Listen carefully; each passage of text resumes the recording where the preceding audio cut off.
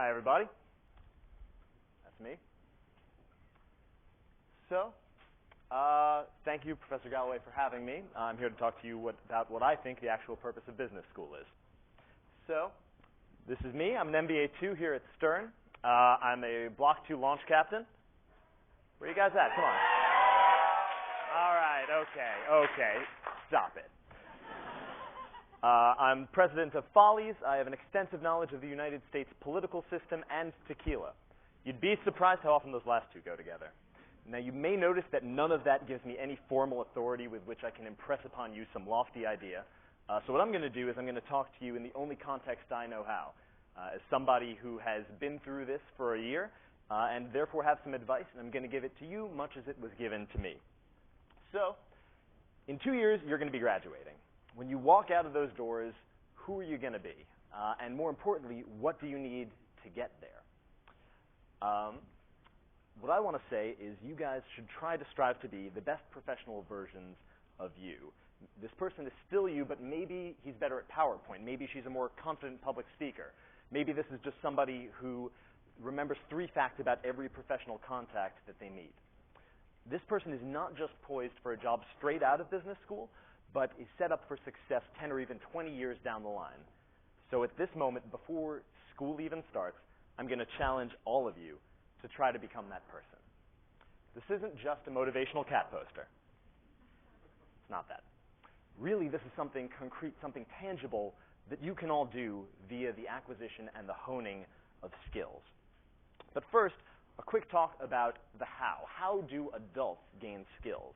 There's sort of common knowledge out there that it becomes way harder after you exit childhood to gain these skills, that something in the brain changes and it stops being able to absorb like a sponge. And the data just does not prove this out. Studies have shown that as adults are put into the environment, much like they were as children to learn, they can do it maybe a little better than children. And it really comes down to having sort of that mindset. So you need to be brave. You need to be brave. You need to be fearless. But really, it comes down to 3 key factors. That is focus, mindset, and approach. The focus piece is pretty The focus piece is pretty self-explanatory. It takes time to learn a skill. And that time becomes a far scarcer resource in adulthood than it was as a child. But let's say as an adult you, threw away the responsibilities of adulthood for 2 years, placed yourself in a learning-first environment, surrounded yourself with smart people, drank every Thursday. You sort of get the idea. You're here. You are in that environment right now.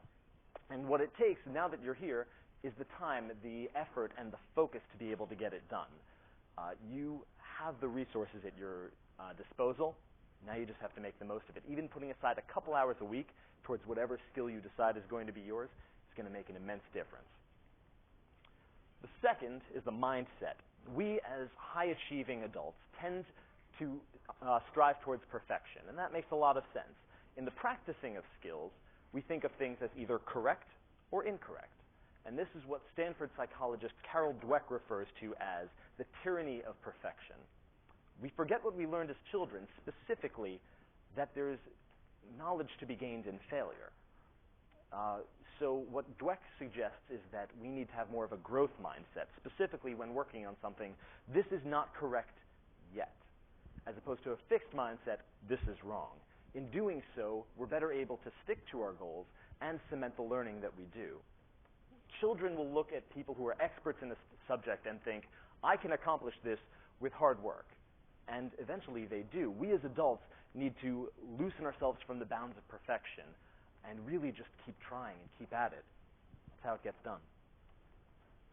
The third is approach. Adults are very good at segmenting tasks into smaller subtasks, far better at it than children.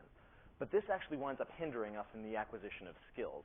Adults are likely to try to focus on a particular subtask and work at it until it's done perfect and then move on to the next thing. Whereas studies show that the best course is to try a more varied regiment of subtasks. So you think about it like a basketball player who's taking shots from all over the court as opposed to somebody who's just taking shots from center from the three-point line over and over again. In doing so, we're better able to cement the long-term learning, and we provide context to our learning, which then makes it more applicable in the real world. Moral of the story, keep your brain interested, add some context. So now, we've determined that you can learn skills. The question now becomes, should you?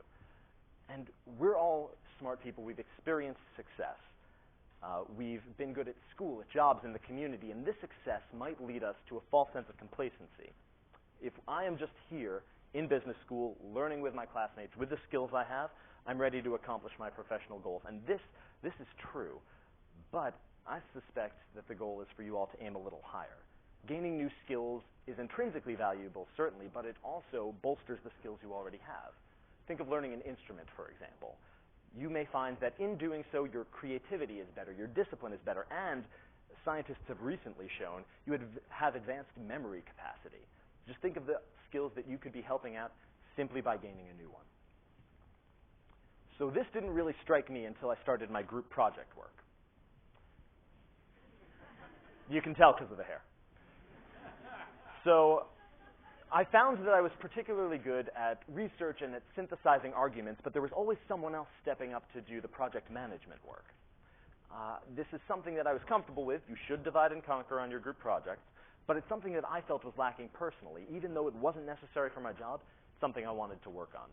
So I started off easy, started sending out the group emails, started booking conference rooms, and eventually worked my way up so that I was delegating tasks, I was creating plans and checkpoints, and serving as the liaison between my TA and my group. This has served me incredibly well in my internship and beyond, and I would say that I'm a believer now. But the best story I have is that of an MBA2 who graduated last year, Adil Jamarov. Adil made a pledge to himself that he was going to try a new thing every week. And this brought him to a variety of things. He formed his own LLC. He joined Follies because he wanted better public speaking skills. He hiked the Incan Trail, and bravest of all, visited the set of Jerry Springer. Adil told me that this was easily the most valuable decision that he had made in business school because, first, it's great to get yourself out there and just try new things, meet new people. But also, he found himself becoming a better person personally and professionally. He determined that his ability to think on his feet was better, that he was better able to empathize with people just because of the diversity of things he was trying out. And this being the most important thing you can do in business school, I think requires a little bit of pause and reflection, and I think is something worth undergoing. Now, I have an incredible opportunity left ahead of me. I have another year of being able to just try to build myself professionally, try to acquire these skills.